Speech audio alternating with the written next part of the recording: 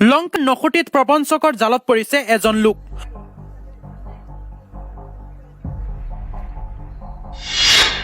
অনলাইনত অথবা বেংকৰ নামত নহয়, এইবাৰ বাবুল নামৰ এজন প্ৰবঞ্চকে নখুটিৰ হাছেন আলীৰ গাড়ীখন চলাই দিয়াৰ নামত নি বিক্ৰী কৰিলে ডিমাপুৰত। পূৰ্বেও এইজন প্ৰবঞ্চক বাবুল হুছেইনৰ আছে বহু অভিযোগ। প্ৰথমে সহজ সৰল লোকক বিচাৰি উলিয়াই পাছত গাড়ী কিনি দিয়াৰ নামত নথিপত্ৰ লৈ চুৰমৰ পৰা ফাইনেন্সত উলিয়াই বাহনসমূহ 7 পৰা 8 লাখকৈ ডিমাপুৰ আৰু মণিপুৰত নি বিক্ৰী কৰে এইজন প্ৰবঞ্চক বাবুল হুছেইনে।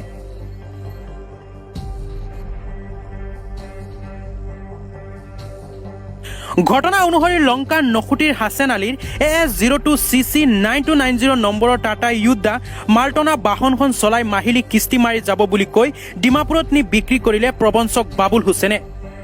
ইপিনে মাহিলী কিস্তি আদায় নিদিয়াত হাছেন আলীক ফাইনেন্সাৰে চলাই গৈছে হাৰাস্তি।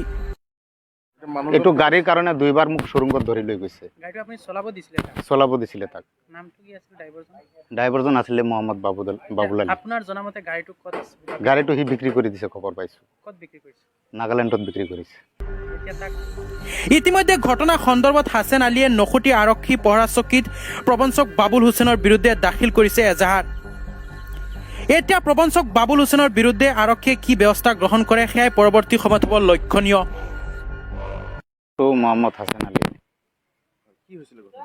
হৈছিলে মানে এই বাবুল আলী নামৰ মানুহ এজন জাঞ্জু থাকে। ই তালৈ বুলি মোক মাতে, মোৰ ঘৰত অহা যোৱা কৰে আৰু থানাত কি লেষ্টা ফেষ্টা লৈ ঘূৰে, খোৱা বোৱাৰ কাৰণে মোৰ ঘৰত গৈ জাগা লৈ মোক মানে হাতে ভৰিয়ে ধৰি 2 বছৰ ধৰি গাড়ী এটা কিনিব দিছে। এটা গাড়ী, মোৰ লগত টকা পইচা নাই, সি টকা পইচা দিব, গাড়ীটো ল'ব, লৈ সি নিজে চলাব, মোৰ নামত লৈছে প্ৰমাণ পত্ৰ সব দি।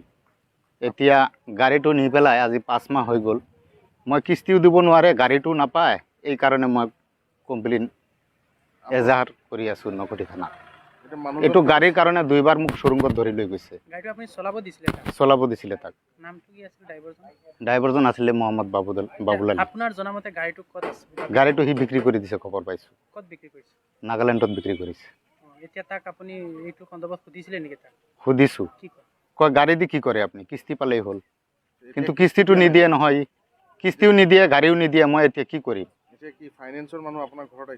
ফাইনেন্সৰ মানুহ 2বাৰ আহিছে মোৰ ঘৰত, এবাৰ নি পেলাই নগাঁও থানাত মোক মানে সমজাব আছিলে।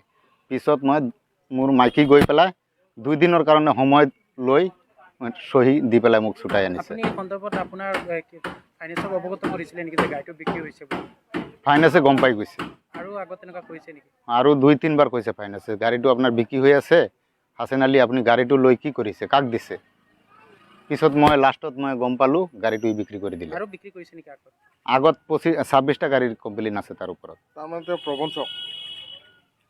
মানুহক ঠগে এনেকুৱা চিধা মানুহ বিচাৰি পেলাই ওলাই ই ফুচলাই গাড়ী লৈ গাড়ীটো বিক্ৰী কৰি দিয়ে, কিস্তিও নামাৰে। এতিয়া মই আইনৰ আশ্ৰয় লৈছো। এজাহাৰ দিছো, আইনে কি কৰে এতিয়া আইনে গম পাব। নখুটি আৰক্ষীৰ ওচৰত। লংকাৰ পৰা গুলজাৰ হুছেইনৰ সহযোগত news desk report and time.